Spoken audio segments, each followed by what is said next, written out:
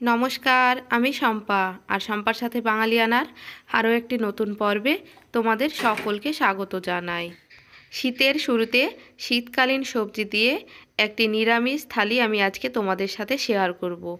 শীতকালে যেহেতু বিভিন্ন রকমের সবজি পাওয়া যায়, তাই সেই সবজিগুলো দিয়ে অনায়াসেই বানিয়ে নিতে পারবে এই রকম একটা নিরামিষ থালি। আর নিরামিষে দিনের দুপুরে যদি থাকে এই রকম একটা নিরামিষ থালি, তাহলে দেখবে ছোট থেকে বড় সকলেই ভীষণ আনন্দের সাথে তাদের দুপুরের খাবারটা শেষ করে নেবে। তাই এই থালাটা কিন্তু তোমরা যারা হাউস ওয়াইফ আছো এবং যারা ওয়ার্কিং লেডি আছো সকলেরই কিন্তু উপকারে লাগবে যদি তোমরা বানাও নিরামিষের দিনে এই রকম শীতকালীন সবজি দিয়ে একটা নিরামিষ থালি। আমি এই থালিতে রেখেছি পালং শাক দিয়ে মাসকলাইয়ের ডাল, বাঁধাকপির তরকারি আর বেগুন ভাজা। দেখো, প্রথমে একটা বাটিতে আমি মাসকলাইয়ের ডালটাকে সেদ্ধ করে নিয়েছি।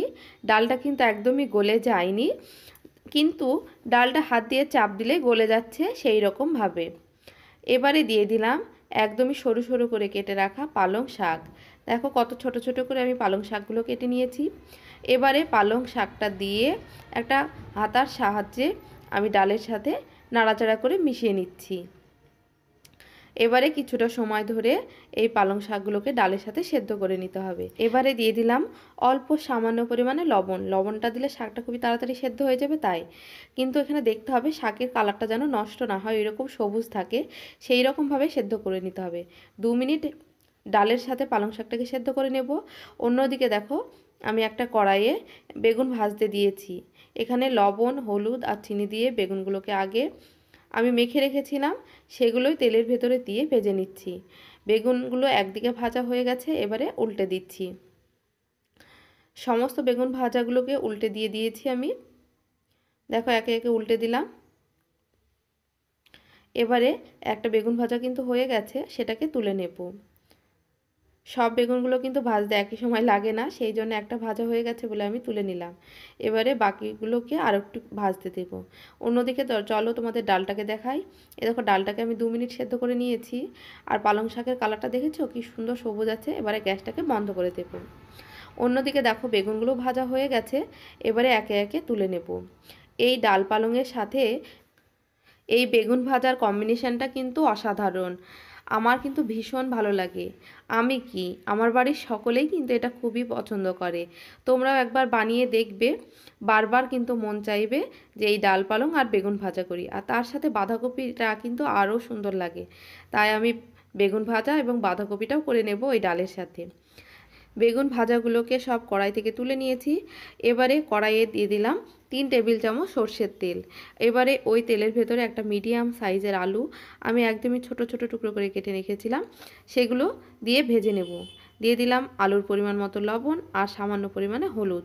লবণ হলুদ দিয়ে আলুগুলোকে কিন্তু আমি একটু লাল লাল করে ভেজে নেব। আলুগুলো লবণ হলুদ দিয়ে নাড়াচাড়া করে নিয়েছি। এবারে আলুগুলোকে ভাজতে দেব। আলু ভাজা হয়ে গেছে, দেখো লাল লাল করে আমি ভেজে নিয়েছি। এবারে এই আলুগুলোকে একটা বাটির ভেতরে তুলে নিতে হবে। বাঁধাকপিতে আমি এই আলুগুলো দেব, তাই আগে আলুগুলো ভেজে নিলাম। তারপরে যে তেল থাকবে ওই তেলের মধ্যে বাঁধাকপিগুলোকে আমি কষিয়ে নেব। দেখো বাঁধাকপিগুলোকে খুবই সরু সরু করে কেটে নিয়েছি আর লবণ একটু মাখিয়ে রেখেছিলাম। আমি লবণ দিয়ে বাঁধাকপিটাকে 10 মিনিট মাখিয়ে রেখেছিলাম। তারপরে কড়াইয়ে কিন্তু আমি দিয়ে দিচ্ছি বাঁধাকপিগুলো। এবারে একটা খুন্তির সাহায্যে নাড়াচাড়া করে নেব।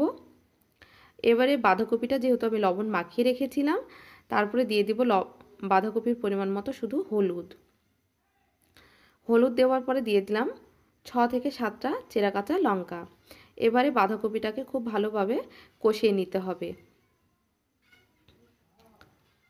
দেখো বাঁধাকপিটা একদিকে আমি কষাতে দিলাম, অন্যদিকে একটা কড়াই বসিয়ে দেব। সেই কড়াইয়ে আমি ডাল পালংটাকে ফোড়ন দেব। কড়াইটা গরম হয়ে গেছে, তাতে দিয়ে দিলাম 3 টেবিল চামচ মতো সরষের তেল। তেলটাও গরম হয়ে গেছে, তাতে দিয়ে দিলাম একটা তেজপাতা, একটা শুকনো লঙ্কা আর দিয়ে দিলাম এখানে মেথি, মৌরি আর কালো জিরে একসাথে মিশিয়ে ফোড়নে দিলাম।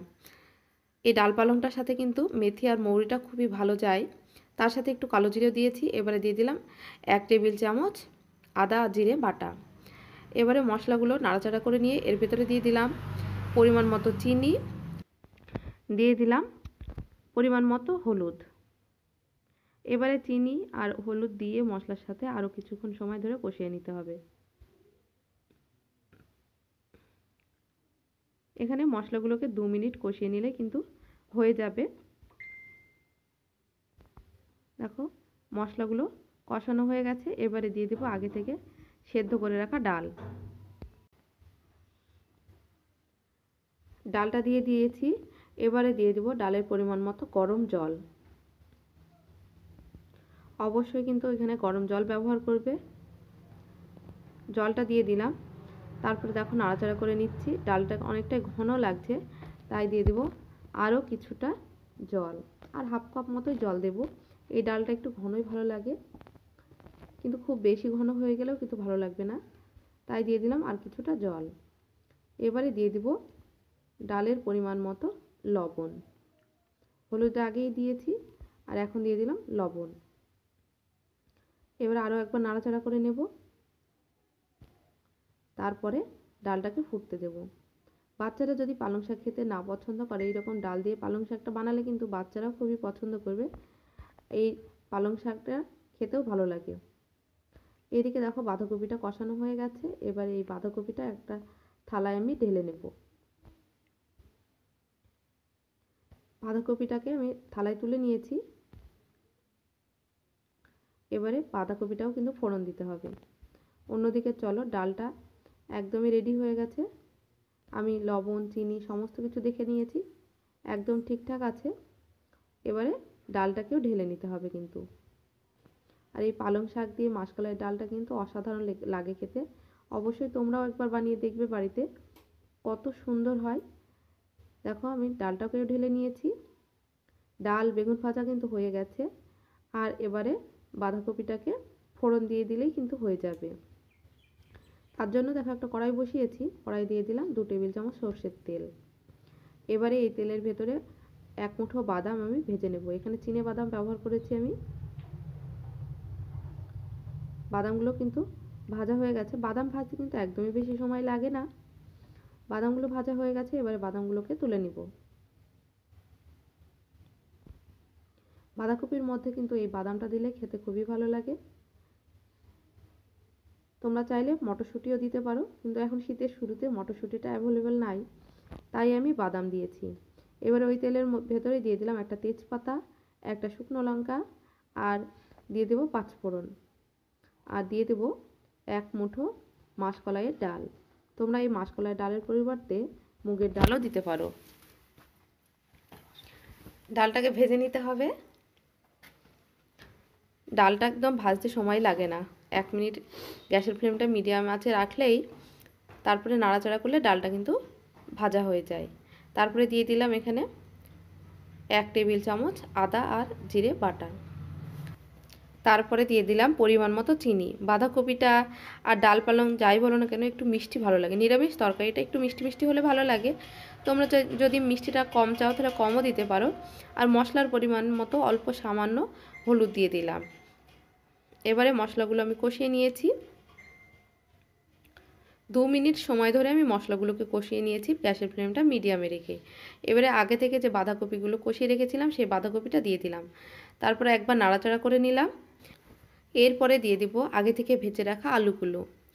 আলু দিয়ে বাঁধাকপির সাথে কিছুটা সময় আমি কষিয়ে নেব।